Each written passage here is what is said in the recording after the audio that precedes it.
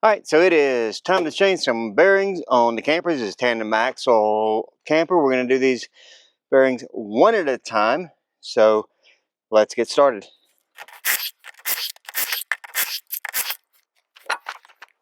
And the first thing you got to do to get the wheel off is get this dust cap off. Rubber mallet, little screwdriver, pull it around, pull it off. I keep a tray here. It's the lid to my grease kit that I've put together, and I can put a paper towel on there, shop towel, so I can put everything on there. Well, it keeps everything together and nothing is hitting the ground or getting dirty, things like that. Now, this axle, these are Lippert axles, so they have a cotter pin in place to hold the castle nut on. Some of the others, like Dexter, have a clip that goes across to hold them in place.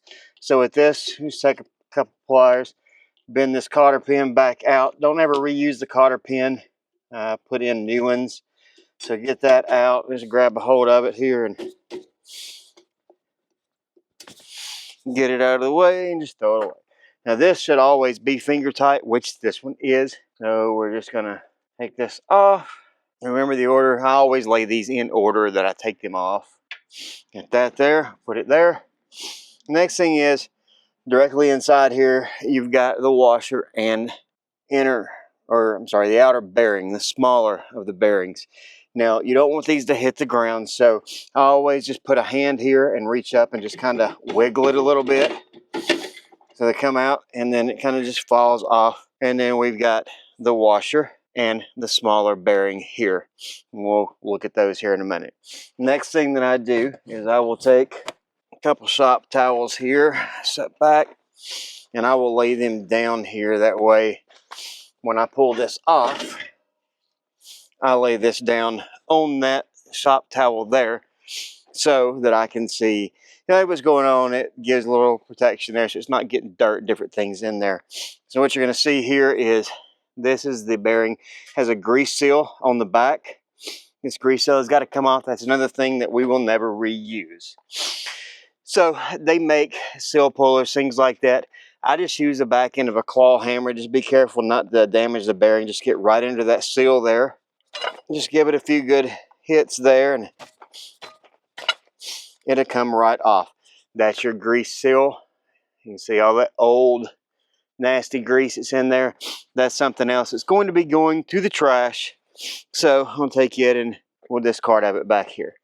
Directly inside that is your inner bearing. You can see this one is over greased and black.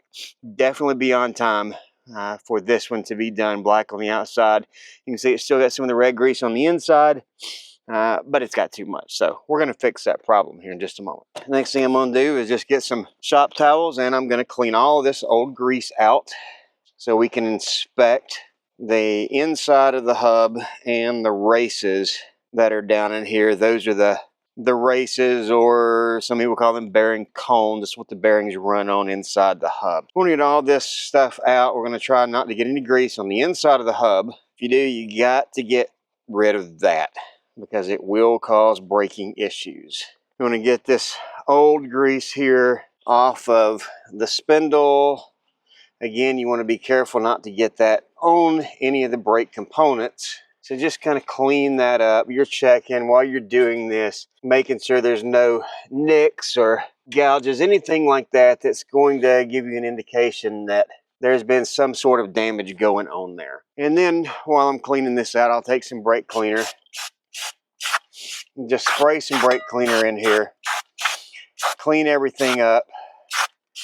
Knock off all that old dust. Make sure there's any webs or anything. You'll get those off. Same thing on the inside. And then take a clean rag here and make sure that you don't have any grease or anything inside the bearing that's going to cause issues with the brakes. We also want to make sure here that there's no big gouges or anything like that going on that's going to cause issues inside of the lugs.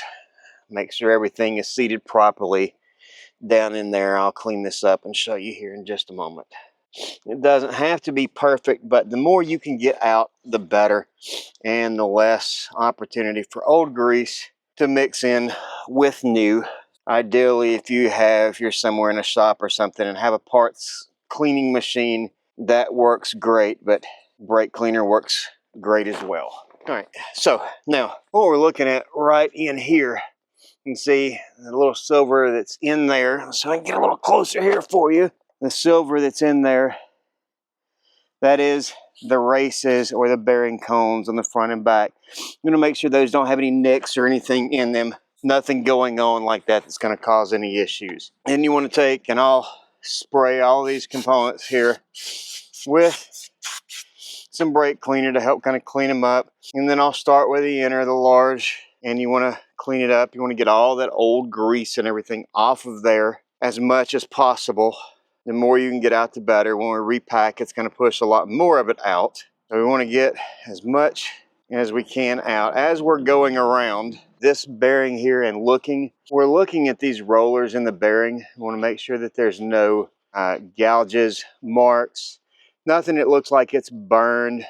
If you see anything like that, then you are going to need to replace the bearings. If you replace the bearings, you have to replace the bearing cones or the races because they go together. Don't ever replace your bearings without replacing the cones on the inside. All right, so now that I get these pretty well cleaned up, you can see they've got all the rollers are free and moving there. So then I'm going to take my bearing packer, which I use a handy packer here, and I'm going to take this and just lay the bearing back down in there. You can do these by hand in an old-fashioned way. You can put some grease on your hand and run around and just push it all the way through. There's a couple different tools. Doing as many bearing jobs as I do, being an RV tech, the bearing packer works best. So put it in there, push down, it pushes grease all the way up through. I'm running low on grease in here. So and see what this does is it pushes the grease all the way through and packs the bearing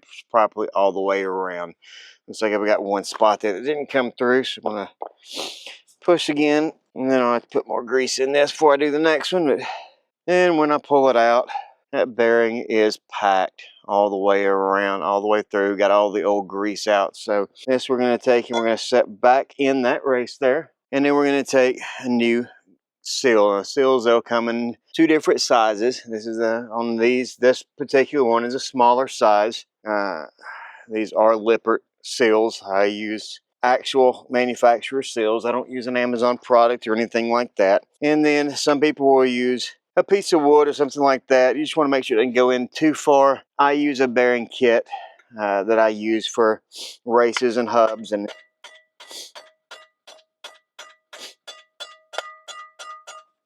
it doesn't allow that to go any further than it needs to go. So we have that new seal in place. So at this point, I get right in here and get some grease. You don't want a ton of it, but I am going to go ahead and put a little bit of grease here on this spindle. Again, being careful not to get it on any of the brake components.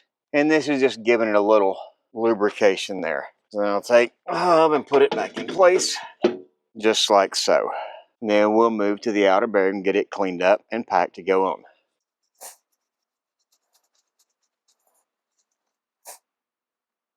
And we'll lay that there because we need to go ahead and get some more grease down in a handy packer.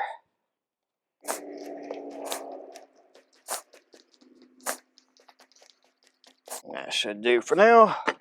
So we'll take that one, we'll put it right down there in the handy packer.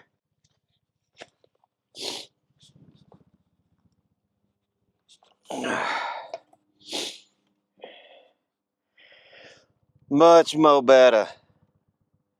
Much more better. So we'll take that, whip any of this old stuff off, check, make sure we're getting good grease all the way around, and we're going to take that and put it right there on that spindle. Sometimes you have to play with it to get it in its home. And we'll clean up that washer there. Put it back in its place. Same thing with the castle nut. I'm going to get it. Any ideas why they call it a castle nut? No clue here. Who knows? Castle nut. Use it as a hook and chest, maybe. I don't know. Anyway, get that good and cleaned up. Put that on. Now, this particular rig has some issues with leaf springs are fairly new on here. Now you notice it's rubbing on the inside here, so it tells me that these 4 leaf springs even though they may be what the manufacturer calls for, is not enough for the load that this RV is carrying. So I believe this one is going to need to go to a 5-loop spring. Don't freak out here. I know some of you are freaking out that have done this before. You're like, what are you doing? It's only supposed to be finger tight. Yes, I know. But if you take a torque wrench and you bring this castle nut to 50 foot-pounds, this is Lippert specs, and then back it off, that helps seat the bearing, everything in place. And you want to loosen it and bring it back to finger tight. And then, like I said, new cotter pin here. We'll back it just enough to get this cotter pin in. Drop that new cotter pin through. And we're going to spread that out. Some people do them all both together. I like doing these, splitting them up. And the last thing I'm going to do here is to put a little grease back into the hub. Notice I said a little grease. Some people, and you'll see them on YouTube, they'll pump, pump, pump, spin, spin, spin, pump, pump, spin, spin, until they see grease coming out. By the time grease is coming out, this hub is way too full of grease. You're going to risk blowing out the grease seal on the back end. So we'll just put a few little pumps in, turn just a little bit, just to spin, and that's all you wrote. That's all it needs. It doesn't need to be completely oozing with grease. Then we're going to take this, clean the dust cover up a little bit. I like to spray it and make sure there's no debris or anything down in there that's going to risk getting into the bearings. Make sure everything's nice and cleaned up here. You're going to put it back on again. Rubber mallet. You don't want to damage these things. And just go around and tap that thing back into place. Just tappy tappy. Move all this stuff to the other side, and we're going to get this wheel back on, and I'm going to move to the next one.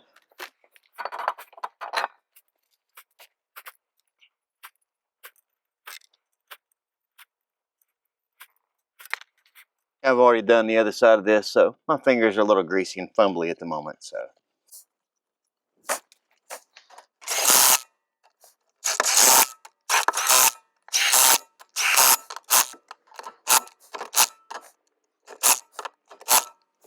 And we'll leave the cover off on this, because after we finish everything, we'll go around and torque all of these lug nuts back to 100 foot-pounds the way it goes.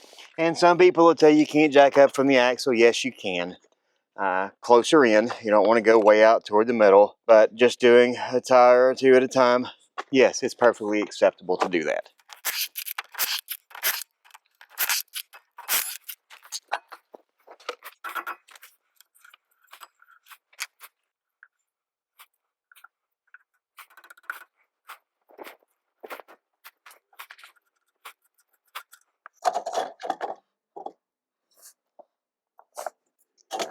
You see, this one had too much grease in it, and it's tried to work out the back a little bit and clean these brakes up really well.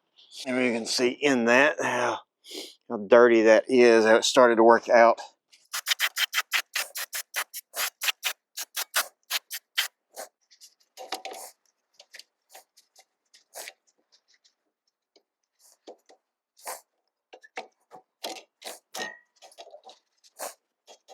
All right, last thing we're going to do here is adjust this torque wrench back to 100 foot-pounds and ensure that all of the lug nuts are set. Usually my impact gun is set properly, but we always check.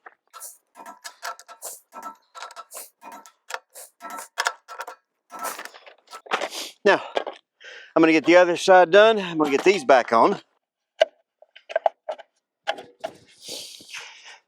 Then I'm going to get the other side torqued out the spec, get everything put back together, clean up all of my stuff here. So, bearings should be done every year or 10 to 12,000 miles, whichever comes first. I know I hear a lot of times people say, well, I only do, 2 or 3 trips a year. We only travel 500 or 1,000 miles, something like that. You still need to do them every year. Grease is not designed to sit. It's got to move. So, yearly or 10 to 12,000 miles, whichever comes first.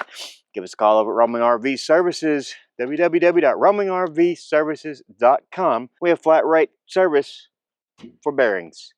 Until next time.